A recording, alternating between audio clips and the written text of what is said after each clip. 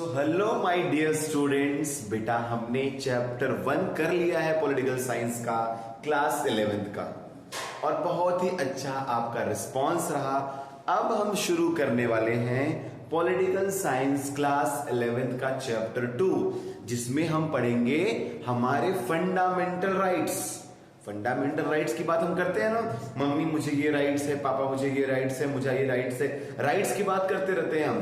तो यहां पर इस चैप्टर के अंदर हम पढ़ने वाले हैं राइट्स की क्या जरूरत है, फंडामेंटल राइट क्या होते हैं, एक्सेट्रा एक्सेट्रा। ठीक है, यहां पे 2 स्टोरीज दी गई है, उस स्टोरीज के थ्रू हम पढ़ने की कोशिश करेंगे। हुआ ये बेटा कि पहली जो हमारी स्टोरी है उसमें इंडिया में हो रहे थे एशियन गेम्स। अब एशियन गेम्स के लिए सरकार ने क्या किया, वर्कर को हायर किया और उनको जो मिनिमम वेजेस देनी चाहिए उससे कम वेजेस उनको दिया और अच्छे कंडीशन में नहीं रखा। फिर उसके जो है उनके खिलाफ केस किया गया और फाइनली उनको सही से वेजेस देना पड़े। उनको ढंग से वेजेस नहीं दिया गया, मतलब उनके राइट का वायलेशन हुआ।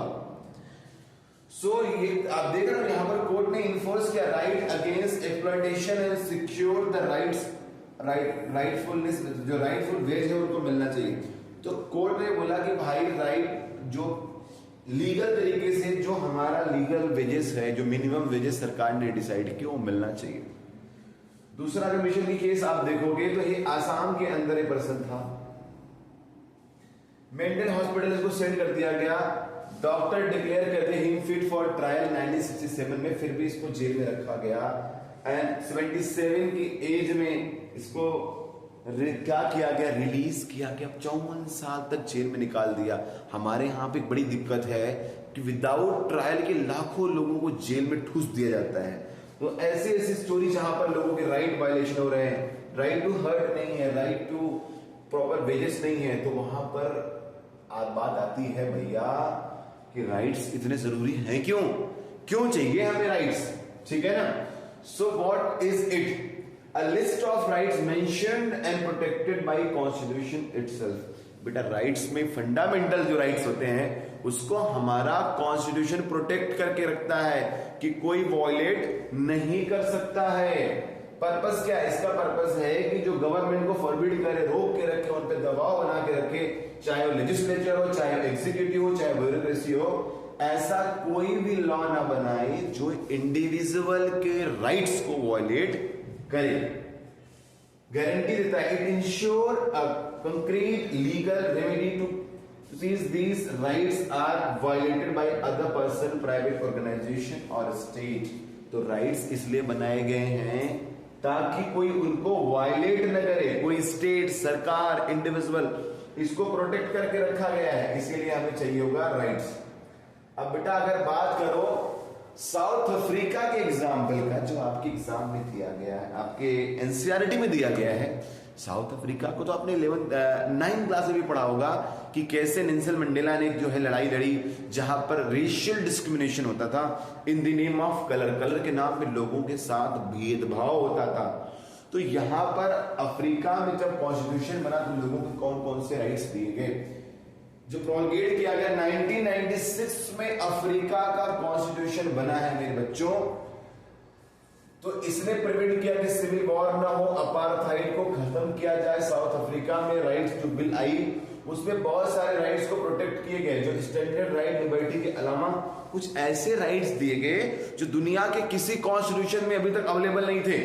आप देखो कौन कौन से राइट्स दिए गए। देखो right to dignity and privacy, right to privacy की बात होती है ना। देखो आजकल जो है ऐसे ऐसे फोन आ रहे हैं जिसमें है बगल से कोई झांक नहीं सकता है कि आप किससे चैट कर रहे हो, किससे बात कर रहे हो, किसका स्नैप देख रहे हो, किसका वंस व्यू वीडियो देख रहे हो, किसका वंस व्यू फोटो देख रहे हो, ताकि आपका पड़ोसी न देख सके। तो प्राइवेसी की बात यहां पे किया गया, right to dignity and privacy की बात किया गया, जो दुनिया के किसी कॉन्स्टिट्यूशन में बात नहीं हुई थी। इक्वालिटी की बात कर रहे थे लोग, रिलीजन की बात कर रहे थे लोग, जो है कॉन्स्टिट्यूशन रेमेडीज की बात कर रहे थे। यहां पे तो बात कर दिया right to healthy environment, pollution करने वाला, धुआं वाला इन्वायरमेंट भी नहीं होना चाहिए, ये भी राइट है, बहुत ही अच्छा राइट है। Right of cultural, religious and linguistic community, इनके भी राइट होने चाहिए। अलग कल्चर है, अलग रिलीजन है, अलग लिंग्विस्टिक है, इनके भी राइट्स होने चाहिए। एडिक्वेट हाउसिंग होना चाहिए, इस राइट की भी बात कर रहा है अफ्रीकन कॉन्स्टिट्यूशन। आज तक हमारे यहाँ ये हाउसिंग नहीं हो पाया है, आज तक हमारे यहाँ क्लीन इन्वायरमेंट नहीं है। दिल्ली में 3-3.5 करोड़ लोग धुआं हो रहे हैं, ठीक है बेटा। Right to health care food and water, ये भी राइट की बात किया गया है। कहां पर? अफ्रीका के कॉन्स्टिट्यूशन में। ये सब एग्जाम्पल है मेरे बच्चों। अब हम आते हैं हमारे मेन टॉपिक पे, और हमारा मेन टॉपिक है हमारे कॉन्स्टिट्यूशन में कौन कौन से राइट्स हैं। तो हमारे कॉन्स्टिट्यूशन मेकर्स ने कुछ लिस्ट ऑफ राइट्स बनाया है which are against the government. So government हमारे ऊपर कोई ऐसा लॉ न बनाए, इसीलिए राइट्स दिए गए हैं। कोई ऑर्गेनाइजेशन, कोई इंडिविजुअल हमारे राइट्स को वायलेट न करे, इसीलिए सारे राइट्स बनाए गए हैं मेरे बच्चों। इस बात का आपको ध्यान रखना है। अब यहां पे शुरू करते हैं। अब कौन कौन से राइट्स है, ये कुछ लिस्ट है, इसकी डिटेलिंग अंदर है, बहुत डिटेल में पढ़ेंगे। एक एक आर्टिकल को पढ़ेंगे, सब आर्टिकल को पढ़ेंगे विद एग्जांपल। तो पहले तो देखते हैं कौन कौन से राइट्स हैं। अब ध्यान से देखो, सबसे पहले शुरुआत होती है बेटा हमारे यहाँ राइट टू इक्वलिटी। ठीक है, इक्वलिटी क्या होता है? समानता का अधिकार इसको बोलते हैं कि इक्वल, हम हर जगह पे हम इक्वल हैं, कोई डिस्क्रिमिनेशन नहीं होगा। इसको डिटेल में देखेंगे। फिर हमारे यहाँ राइट टू फ्रीडम, कि हम कहीं भी जा सकते हैं, आ सकते हैं, मूवमेंट कर सकते हैं, इसकी बात करेंगे। राइट अगेंस्ट एक्सप्लॉयटेशन, कोई हमारा एक्सप्लॉयटेशन नहीं करे, छोटे बच्चे से काम नहीं करवाए, फैक्ट्री में काम नहीं करवाए, बदवा मजदूरी नहीं करवाए, इन चीजों के बारे में हम पढ़ने वाले हैं। फिर हम देखेंगे right to freedom of religion. भाई हम कौन से धर्म की पूजा करूंगा, हरे रामा हरे कृष्णा करूंगा या इलाहा इल्लल्लाह मोहम्मद रसूलुल्लाह करूंगा, वो मेरे ऊपर है। मुझे दूसरा कोई ब्लेम नहीं कर सकता है कि मैं कलमा पढ़ूंगा, मैं हनुमान चालीसा पढ़ूंगा, मैं एक बाइबल पढ़ूं, मैं गीता पढ़ूं, मैं गुरु बाड़ी पढ़ूं, मैं जो भी पढ़ना मैं पढ़ूं। ये सारा राइट हमें कॉन्स्टिट्यूशन देता है। कल्चरल एंड एजुकेशनल राइट्स, यहां भी बात होगी कल्चर की, एजुकेशन की। हमारा कोई अलग कल्चर है, हमारा कुछ जो किताबें, ग्रंथ, हमारा साहित्य अलग है, हमारा लिटरेचर अलग है, तो उसको कैसे प्रोटेक्ट कर सकते हैं। और लास्ट में हम बेटा पढ़ेंगे राइट टू कॉन्स्टिट्यूशनल रेमेडीज, कि अगर भैया ये जो राइट्स हैं, ये वाला ये वाला ये वाला ये वाला अगर मुझे नहीं मिला तो फिर क्या होगा? फिर आपके पास एक अलग से राइट दे दिया गया कि अगर ये कुछ नहीं मिल रहा है तो कोर्ट जाने का जो राइट है, सुप्रीम कोर्ट या हाई कोर्ट जाने का जो राइट है ना, वो भी आपका फंडामेंटल राइट है। तो देख रहे हो, राइट पाना भी एक फंडामेंटल राइट है। समझ रहे हो कितना दिमाग लगाया होगा हमारे कॉन्स्टिट्यूशन मेकर्स ने। इसको डिटेल में पढ़ेंगे आगे। अब इसकी खास बात क्या है, राइट्स की इंपॉर्टेंट बात क्या है मेरे बच्चों? Ordinary law, and unlike ordinary law, legal right changed by ordinary law, fundamental rights are so essential they can only be changed by amending the constitution itself. आम लॉ जो है, ऐसा कोई कानून है, सरकार यूं ही चेंज कर देगी सिंपल तरीके से। लेकिन फंडामेंटल राइट तो एक तो बड़ा मुश्किल है चेंज करना, और सरकार चेंज भी करेगी तो उसके लिए कॉन्स्टिट्यूशन में अमेंडमेंट लाना पड़ेगा, बदलाव लाना पड़ेगा, संशोधन करना पड़ेगा। ऐसे चेंज नहीं होगा, इतना आसान नहीं है। ठीक है मेरे बच्चों, तो फंडामेंटल राइट अपने आप में फंडामेंटल है, मतलब इनको कोई जो है जबरदस्ती ले नहीं सकता आपसे। आवाज आ रही मेरी? क्लियरली आवाज आ रही है? अब ध्यान से सुनते रहो मेरे बच्चों।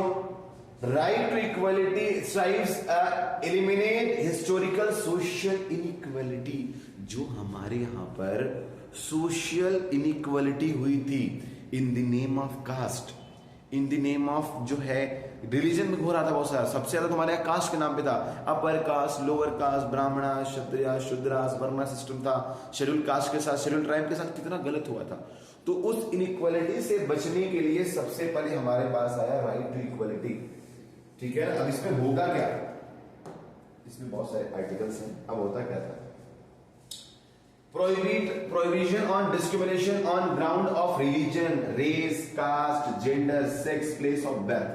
किसी भी इन जो भी ग्राउंड दिए गए हैं ना, आपका क्या रिलीजन है, आपका क्या रेस है, ब्लैक हो, व्हाइट हो, हिंदू हो, मुसलमान हो, आपकी कास्ट क्या है, ब्राह्मण हो, क्षत्रिय हो, वैश्य हो, शूद्र हो, आपका सेक्स क्या है, मेल हो, फीमेल हो, ट्रांसजेंडर हो, LGBT हो, कुछ भी हो, प्लेस ऑफ बर्थ, मणिपुर में पैदा हुए, बिहार में पैदा हुए, छपरा में पैदा हुए, आजमगढ़ में पैदा हुए, जौनपुर में पैदा हुए, कोई दिक्कत नहीं। आपके साथ इस ग्राउंड पर कोई भी डिस्क्रिमिनेशन नहीं होगा मेरे बच्चों। ये हमारे फंडामेंटल राइट में लिखा है, राइट टू इक्वलिटी। आर्टिकल 14 से शुरुआत होगी बेटा, याद रखना है, मैं सारे आर्टिकल बताऊंगा आपको। तो प्रोहिबिशन मतलब किसी भी इनमें से किसी भी बेस पर आपके साथ कोई भेदभाव नहीं होगा। Second, equal access to shop, hotels, wells, bathing ghats and roads. मतलब ऐसा नहीं होगा कि इस रोड से बस एक पर्टिकुलर कम्युनिटी को लोग जा सकते हैं, एक पर्टिकुलर कास्ट के लोग जा सकते हैं या नहीं जा सकते हैं। जो पब्लिक प्लेसेस होंगी ना, उस पे सबका इक्वल एक्सेस होगा, उस पे कोई पाबंदी नहीं होगी। Third, abolition of untouchability and abolition of titles. और सरकार ने बोला कि कोई भी अनटचेबिलिटी नहीं रहेगी, छुआछूत नहीं रहेगा, सब बराबर, सब बराबर। सरकार सबको बराबर ट्रीट करेगी, किसी के साथ छुआछूत नहीं होगा कि उसके हाथ से खाना खा सकते हैं, उसके हाथ से नहीं खा सकते हैं। और सरकार जो भी टाइटल्स हैं मेरे बच्चों, उन टाइटल्स को क्या करेगी, खत्म करेगी। कि कोई राय बहादुर, छत्रपति, महाराजा धीराज, ये वो जो लगाते थे अपने नाम के आगे ना, वो सब नहीं लगा सकते, खत्म करो ये सब। लॉ क्या है, equality before law and equal protection of law. Right to equality का मतलब है मेरे बच्चों कि इक्वलिटी बिफोर लॉ, लॉ के सामने सब बराबर हैं, इक्वल प्रोटेक्शन ऑफ लॉ होगा। कानून के जब कानून की बात होगी, जज बैठेगा, ऑर्डर ऑर्डर ऑर्डर करेगा, तो वो ये नहीं देखेगा कि कौन सी बिरादरी के हो, कौन सी कास्ट के हो, कौन से जेंडर के हो। Equality of opportunity in public employment. अगर गवर्नमेंट की कोई सरकारी नौकरी निकली है तो आपके साथ कोई भेदभाव नहीं होगा, सबके लिए जो वैकेंसी रहेगी, जो भरना चाहता है वो भर सकता है। ऐसा नहीं बोलेंगे इस कास्ट के लोग नहीं भर सकते हैं, ठीक है ना, उसमें रिजर्वेशन भी बताऊंगा आगे।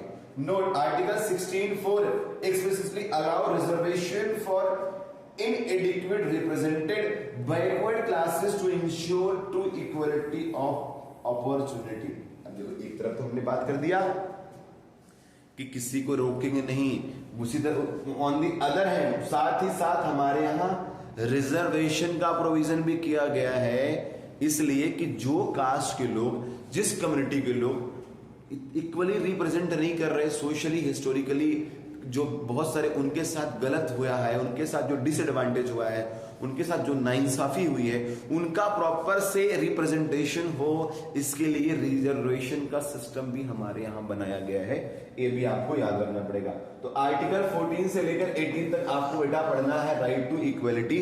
आगे हम करवाएंगे राइट टू फ्रीडम क्या होता है, ऐसे सारे राइट करवाएंगे। तो बेटा आज हमने देखा इंट्रोडक्शन और एक राइट देखा राइट टू इक्वलिटी, ऐसे सारे राइट करेंगे बेटा। छोटे छोटे वीडियो ऐसे आते रहेंगे, आप देखते रहो, रिवाइज करते रहो और आप इसको लाइक करते रहो, शेयर करते रहो। फिर मिलते हैं, तब तक के लिए जिंदाबाद रहो, खुश रहो, धन्यवाद।